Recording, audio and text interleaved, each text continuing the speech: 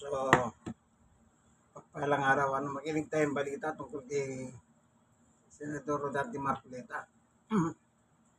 Alam nyo, hindi lang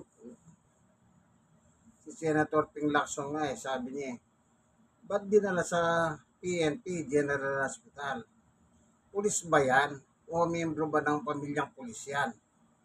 Yung palang patakaran doon, para sa mga pulis lang pala, at saka kamag-anak, pamilya. Yung pala yung totoo. Bakit dinala si Marcoleta doon?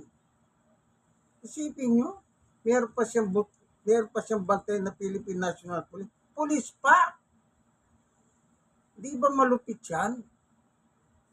At saka si Manny Bunuan ng DPWH. Kaya sabi nga ni Ping Lacson na magkaroon ng warat, nagkaroon ng sakit. Iba-ibang sakit, araw-araw meron lumalabas na sakit sa kanya. Nung mapuna na yan, nakarating na sa Sandigan Bayan, sa 3rd Division. Nagsalita ng 3rd Division. Kung hindi nagsalita ang Sandigan Bayan, wala mangyayari kay Marcoleta, mananatili siyang asar ng buhay. Tapos sasabihin, wala daw special treatment. Ano pa ba yan? Hindi pa ba special treatment yan? Pag nasa mga rally, sabi ng mga ang lasog-lusog, ang lakas-lakas. Nang mawarat, bigla siyang sakit ito, sakit doon, sakit ulo. Ano ba yan? Ginagago na lang. Ay. Sige na nga, nasabi ko na, hindi ba parang ganon? Mga walang niya talaga ang mga ito eh. Para silang untouchable. Ito naman kinabibilangan niyang reliyon naman. Rally dito, rally doon, kahit na walang permit, rally. Hindi ba? Eduardo Manalo, Edwin Sabala, di ba yung ginawa nyo sa Etcha pa may merwisyo sa bayan? Meron ba kayong permit doon?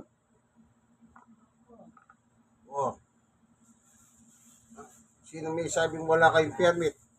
Mismong NCRP ho, na si, Byron ba yan?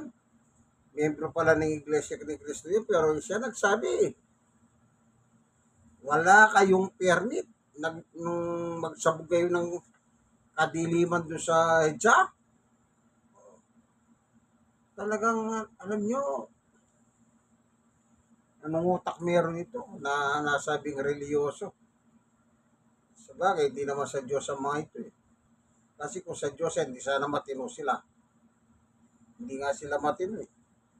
Naalala ko sinabi ni Johnny Enrile nang nabubuhay. Sila na gumawa ng kanilang bangungot. Bago namatay yun, nakita ko yun. Sila na gumawa ng bangungot.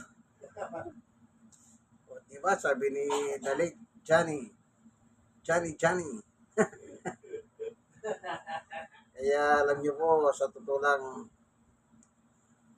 bagamat hindi dapat nangyayari sana ito, pero sinasamantala nila yung kabahitan ng gobyerno eh. Ayan. Di ba sabi nila, may pneumonia. May pneumonia? Binisita, walang face mask yung bumisita. Kahit siya, wala siyang face mask. Si Tunying, walang face mask. Si Robin Padilla, walang face mask. Anak ng tipaklong naman, PNP. Nartate. Natutulog ka pa ba? Uy, gising. Ikaw, John Vic Remulla. DILG, nasa ilalim ng yung kapangyarihan ng PNP, ano? Nabigyan ka rin ba ng maleta? Nagtatanong lang. Bakit? Maraming maleta yan. Pinagtatanggol yung maleta, boys. Di ba? Ganda demanda na nga sila. Yan, ngayon, nangako sila sa Sandigan Bayan, ito PNP, General Hospital, na ibibiyay na nila 15. Petsa 15 sinabi nila eh. Pero kanina, bawat news, bentang-benta ang best actor ng PAMAS. Best actor goes to jaran-jaran, Senador Rodante Marcoleta, jaran-jaran. O, naka-wheelchair na siya. Aba, yan nga ang ugali ng Pilipino. So, si Manuel Bunuan, di ba naka-wheelchair?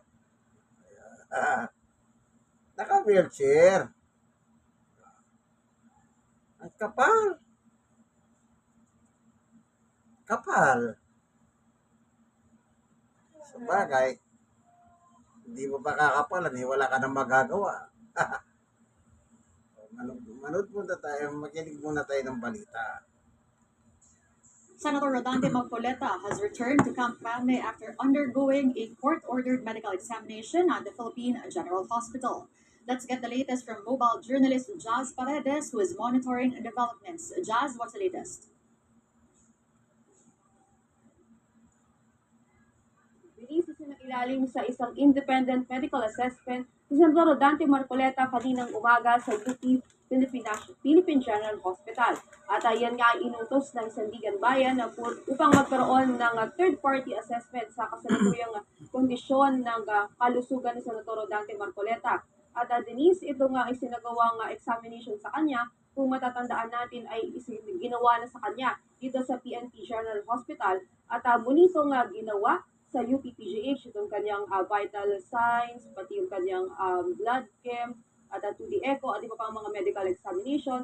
Yan ay upang i-verify o i-double check na yung kanyang kasalukuyang kalagayan ng kanyang kondisyon. Ngunit Denise, pagdinaw din ng Philippine National Police, itong kanilang ginawang panibagong assessment ay hindi raw para magbigay duda sa nauna ng examination at findings ng PNPGH. Ngunit ito lamang daw ay para maalis itong agam-agam at konklusyon niya sa kalusugan ni Senador Rodante Marcoleta mula nga sa publiko. Denise. Okay, Jazz, did the authorities say whether or not Senator Marcoleta's condition requires, let's say, continued hospitalization, or pwede na ba yan kung sakali ma-manage na sa Camp Crame mismo? Denise, sa ngayon ay wala pa tayong kumpirmasyon kung ano ang magiging desisyon ng Sandigan Bayan at ng PNP sa magiging setup ni Senador Rodante Marcoleta. Ngunit kung babalikan natin na Denise, yesterday it was confirmed na fit to travel na nga itong si Senador Rodante Marcoleta at ang rekomendasyon ng PNPGH ay tapusin lamang yung kanyang antibiotics which will matatapos bukas, July 15, at pagtapos daw nito ay pwede na siyang ibiyahe anumang oras. Ngunit itong ginawa sa kanyang panibagong independent medical assessment ay ito yung isa sa magiging basihan kung kinakailangan pang manatili for confinement o mas mapatagal pa yung kanyang confinement sa PNPGH. Kaya dito lamang malalaman kung kinakailangan pa kanyang manatili or pwede na ba siyang ilabas at doon na lamang siya tutuloy yung kanyang gamutan. Sa ngayon, Denise, dahil nga wala pang results yung kanyang wala pang findings at wala pang resulta yung kanyang medical examination, ay hindi pa raw yan na masasabi sa ngayon. Ngunit Denise, posible na bukas ay malaman nga natin ang desisyon din mula sa korte kung i-confine ba siyang muli o posible na siyang i-detain o i-commit pagkatapos ng kanyang pagharap sa Sandigan Bayan bukas. Denise. Okay, Jazz, we've been showing videos of Senator Marcoleta arriving in a wheelchair, wearing a protective vest. Ano daw yung rason behind those additional security measures? Yes, Denise, isa rin nga yan sa mga katanungan kung bakit nga naka-wheelchair, naka-detain, although protocol yung detainee shirt, Denise, at naka-protective vest siya nung nakita natin isinasakay na doon sa PNP coaster na magdadala sa kanya sa UPPGH. At kinlaro sa atin yan ng kapulisan. Una, Denise, yung kanyang pagsakay sa kanya sa isang wheelchair ay protocol daw talaga ng ospital, Denise, na tuwing magdi-discharge sila ng pasyente, able man maglakad o hindi, at pwede siyang naka-wheelchair talaga. Ito daw ay protocol talaga ng mga ospital, Denise. Doon naman sa bakit siya naka-bulletproof vest, yan naman daw ay para proteksyon ng senador. Hindi naman daw nila hinihiling na may unfortunate na mangyari. Ngunit ito ay precautionary measure sakaling may nangyari during their transport. For protective measures itong kanyang bulletproof vest. And nakita din natin, Denise, na naka-process na rin ito ito nga si Senador Dante Marcoleta habang tinatransport siya, which is kasama din daw yan sa kanilang protocol. Dinis. Thank you for that report. Again, that was mobile journalist Jazz Paredes. Napakasarap ng buhay, ano? Ba't hindi nila kayanin? Total, meron sa 75 million na binigay ng tatlo. Kaya nakakaso ng plunder yan eh. Ba't hindi nila kaya dalhin sa payatas? Ikulong na lang siya doon, lagyan ng isang doktor, lagyan ng isang nurse. Ganun na lang. At kung kailangan niya lahat ng gamot, ibigay na lang. Hindi dapat sa hospital eh. Hindi naman tayo against sa humanity, pero yan pinagkikita nila parang ano na panghahabuso eh. Oh, bakit hindi nyo po kunin yung mga may sakit na matatanda sa mga bilibid, sa may kulungan? Gamutin nyo sila. Kandamatay sila. Bakit siyang Marcoleta na yan? Napakaswerte. Magkano ba? Ilang maleta ba? Ilang bang paper bag yan ang pinag-uusapan? Di ba kayo manahawa sa mga PDL na matatanda na may sakit? Hanggang ngayon nagtitiis sa kulungan? Kunin nyo naman sila, dalhin nyo po sa PGH, paggamot nyo sila. Parang awa nyo na, bakit siyang Marcoleta na yan? Napakaswerte. Ano bang bertod meron yan? Si isang rally, sugo daw dangama, si Marcoleta. Naniniwala ba kayo doon? Na si Marcoleta daw, sugo ng ama, kaya meron ko nabasa kanina. Mukhang papalitan din niya si Eduardo Manalo. Kasi siya na daw sugo. Nangyari yan sa rally eh. Di nyo ba napakinggan? Nasugo ng ama, si Marcoleta. Mukhang papalitan na yata si Eduardo Manalo O Edwin Sabala, narinig mo ba yun? Sa rally yun. Napakaswerteng matanda yan. Sabagay, 75 million is 75 million. Kahit na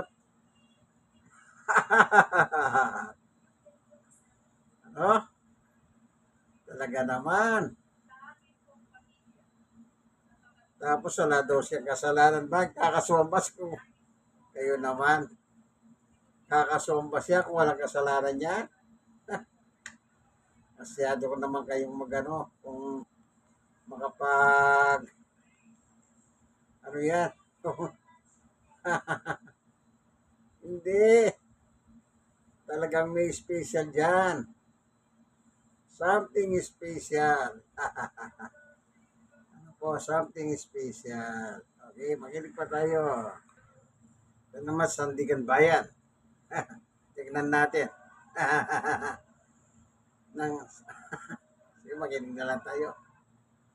Question ng Sandigan Bayan, bakit pinayagan na may makabisita sa senador sa kabila ng may sakit ito tulad ni Vice President Sara Duterte at Senador Robin Padilla? Paliwanag ng hukuman, dapat nakakonfine ito dahil sa kanyang kalusugan. Humingi naman ang paumanhin ang Director ng Health Service ng PNP. Senator, kailangan mag-usap po ng directors ng ADG at saka director HSS for that purpose.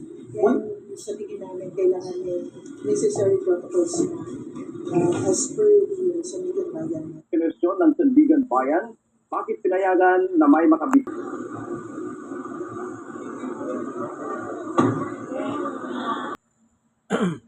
Ito pa. As per orders po ng Sandigan Bayan, ay dadalhin po siya sa UP PGH na kung saan ay mag-undergo siya ng medical evaluation as per order by the Sandigan Bayan. After which ay dadalhin po siya pabalik dito sa PNP General Hospital. Siguro obvious naman po yung vest, protection po sa kanya yan, any eventuality. We plan for any eventuality lahat po ng contingency ay pinagpaplanuhan natin. Of course, personal protection po ng ating senador. I choose to believe that it's not, rather than doubting yung evaluation po ng ating mga doctors dito, ay ginawa po ito ng Sandigan Bayan para po ma-arrange na nga any doubts from the public.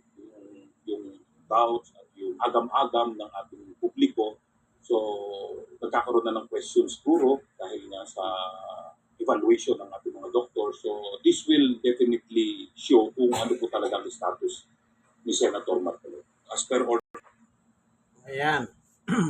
Evaluation na naman. Paano kung paano ko sabihin ng evaluation?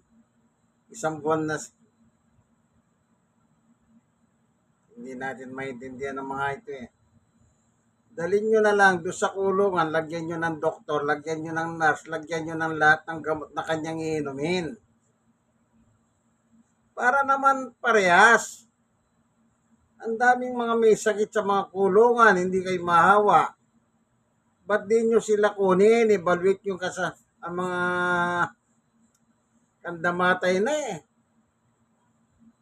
Wala silang medical assistance sa kulungan. Lalo na doon sa mga probinsya, yung mga kulungan sa probinsya, wala. Pero bakit ang isa Rodante Marcoleta, napaka-Buenas naman. Buenas na, swerte pa. Samantalang plunderer siya. Plunderer. Husgado lang magsabi kung wala yung kasalanan. Pero in the meantime, huwag nyo naman bigyan ng special treatment. Yan ang sasabihin ng taong bayan, special treatment eh. Ang ginagawa nyo sa kanya, ba't nyo siya dinala sa PNP?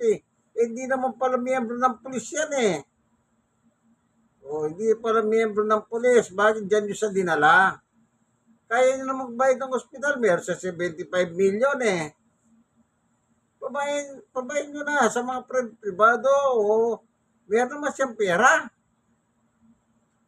Hindi kayo patas eh, pagka doon sa mga mahirap, walang milyon na hawak, o baka naman nahambunan kayong maleta, o paper bag. Naalala ko si Dilima eh, paper bag daw sa kanya. Samantalang hindi pa siya nakaupo kahit anong posisyon. Ay, nako. Nakakulong pa siya noon. Bakit kaya ganyan ang ginagawa nila sa taong bayan? Kawawa si Juan de la Cruz.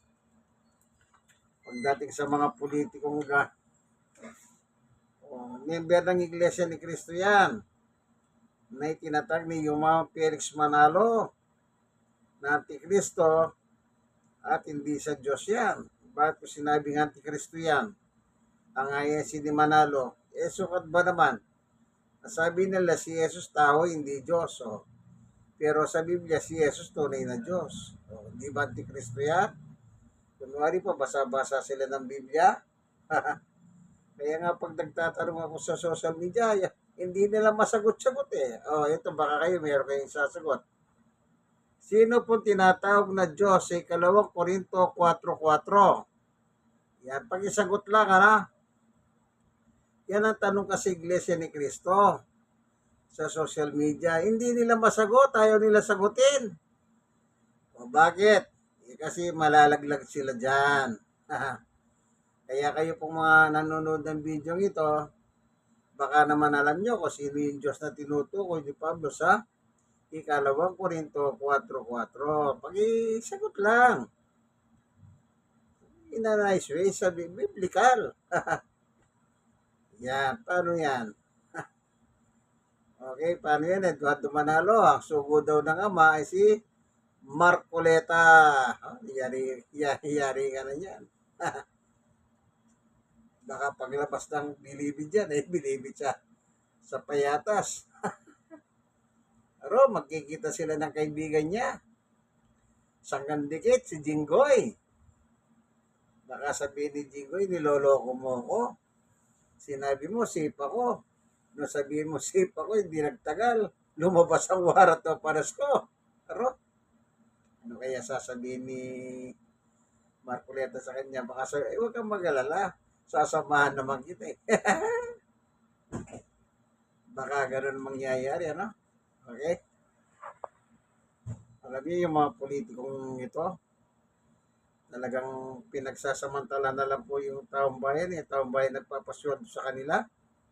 Pagkatapos hindi sila nasusunod ng taong bayan, nasusunod sila. Hindi pa kawalang yahan yan. Kawalang yahan na yan. Sige, hanggang dito na lang. Sige po, bye-bye.